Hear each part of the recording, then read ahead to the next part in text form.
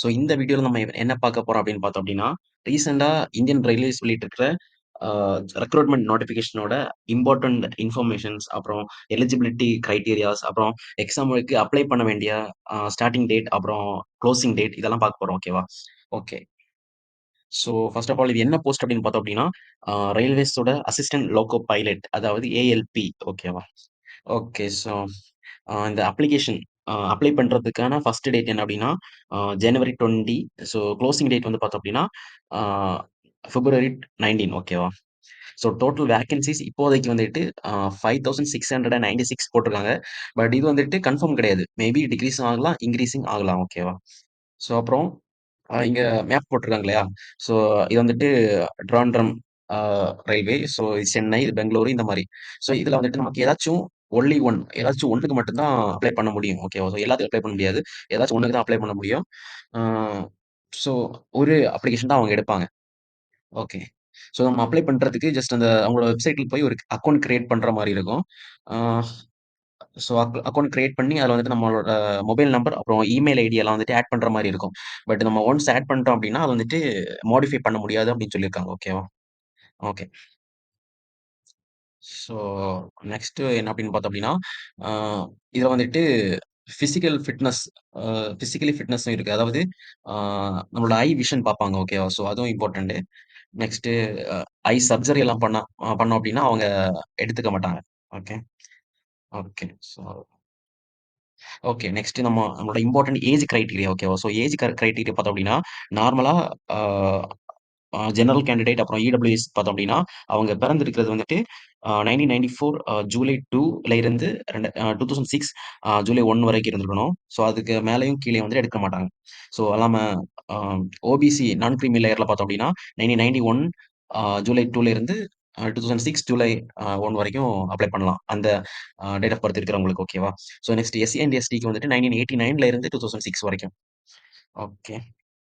Okay. So applying fees என்ன அப்படின்னு பார்த்தோம் அப்படின்னா, ஆ ஸோ எஸ்சி, எஸ்டி, அப்புறம் எக்ஸ் சர்வீஸ்மேன், அப்புறம் ஃபீமேல், டிரான்ஸ்ஜெண்டர், அப்புறம் வந்துட்டு minorities or it uh economically backward classes. ஓகேவா? ஸோ இவங்களுக்கு எல்லாமே வந்துட்டு ₹250 தான் ஃபீஸு.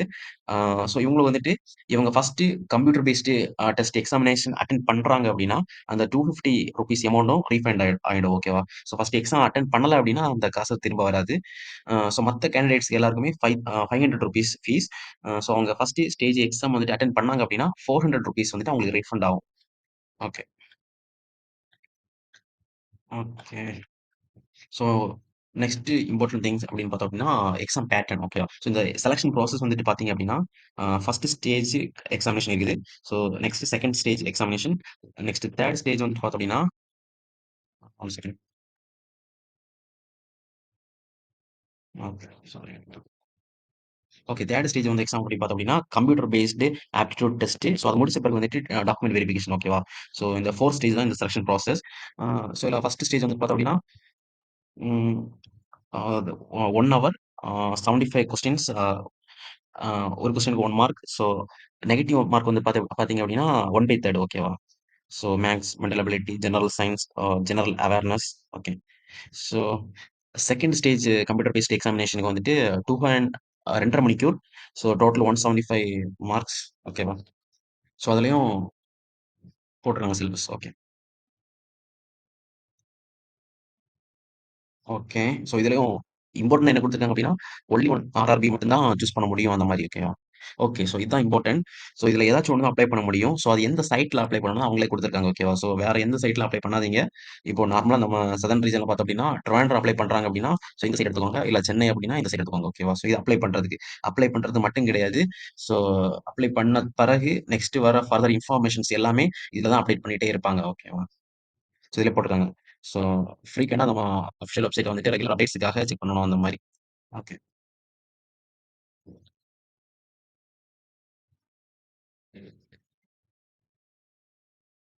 ஸோ நெக்ஸ்ட் வேக்கன்சி பத்தி பார்த்தோம் அப்டின்னா, டோட்டலா டோட்டல் வேக்கன்ஸீஸ் வந்து நம்ம சென்னை ரீஜனுக்கு 148 போட்டுருக்காங்க.